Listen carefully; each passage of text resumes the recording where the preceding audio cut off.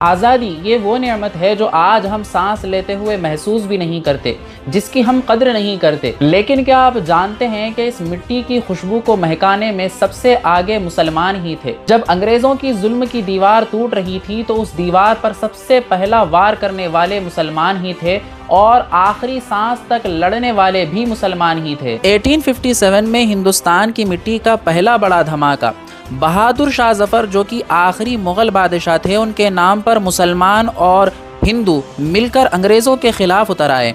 मौलवी अहमदुल्ला शाह फैज़ाबादी, खान बहादुर खान रोहिल्ला और बेगम हज़रत महल, ये वो नाम हैं जो अपनी जान, अपनी दौलत और अपना घर तक कुर्बान करके आज़ादी की नींव रखी थी। मौलाना फजल हक खैराबादी ने अंग्रेज़ों के ख़िलाफ़ फतवा जारी किया, जिसकी सज़ा थी काला पानी।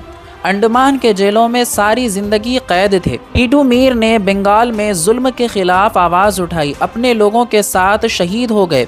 ये सिर्फ लड़ाई नहीं थी, ये ईमान और वफादारी का इम्तिहान था। 20 सेंचुरी में जब अंग्रेज़ अपनी सियासत से मुसलमानों को तोड़ना चाहते थे, तब मौलाना अबुल कलाम आज़ाद, हकीम अजमल खान और डॉक्टर मुख्तार अहमद अंसारी जैसे रहनुमा एक साथ आए। खिलाफत मूवमेंट सिर्फ एक रिलीजियस आंदोलन नहीं था, ये एक पॉलिटिकल यूनाइट बनाने की कोशिश थी, जिसमें हिंदू मुस्लिम दोनों शामिल थे। शहीद अशफाकुल्ला खान, जिसने हंसी हंसी फांसी का फंदा चूमा और कहा, मेरा बदन का एक एक कतरा हिंदुस्तान के लिए दुआ करेगा। राम प्रसाद बिस्मिल के साथ मिलकर काकोरी कांड किया ताकि अंग्रेज़ों की कमर टूट जाए।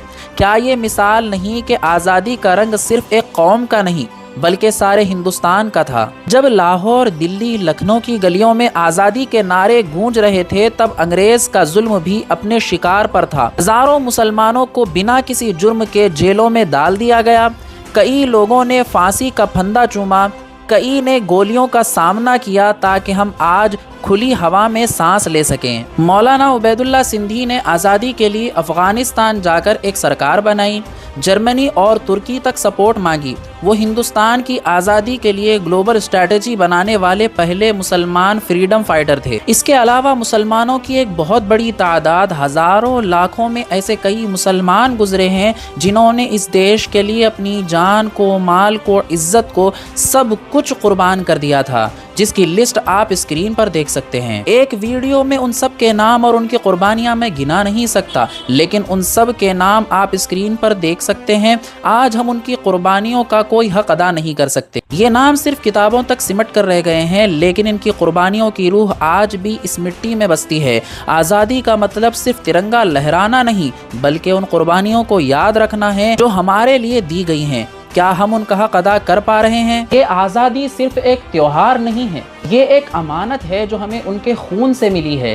जंगे आज़ादी की दास्तानों में मुसलमानों का किरदार एक रोशन सितारा है जो हमेशा तारीख के आसमान पर चमकता रहेगा। आज लोग मुसलमानों की कुर्बानियों को भूल चुके हैं। गिने चुने ऐसे लोग हैं जो मुसलमानों की कुर्बानियों को याद करते हैं, बल्कि कुछ लोग तो मुसलमानों को देश का हिस्सा तक नहीं मानते। देश में कुछ भी होता है तो उसमें मुसलमानों का नाम लगा दिया जाता है, हर तरफ मुसलमानों को बदनाम करने की कोशिश की जाती है। लेकिन जब वक्त पड़ता है तो हम मुसलमान अपने देश के लिए, अपने मुल्क के लिए, अपनी जानों की परवाह किए बगैर उनसे लड़ने के लिए और अपने हक के लिए लड़ने के लिए सबसे ज़्यादा आगे रहते हैं, अपने जानों की भी परवाह नहीं करते।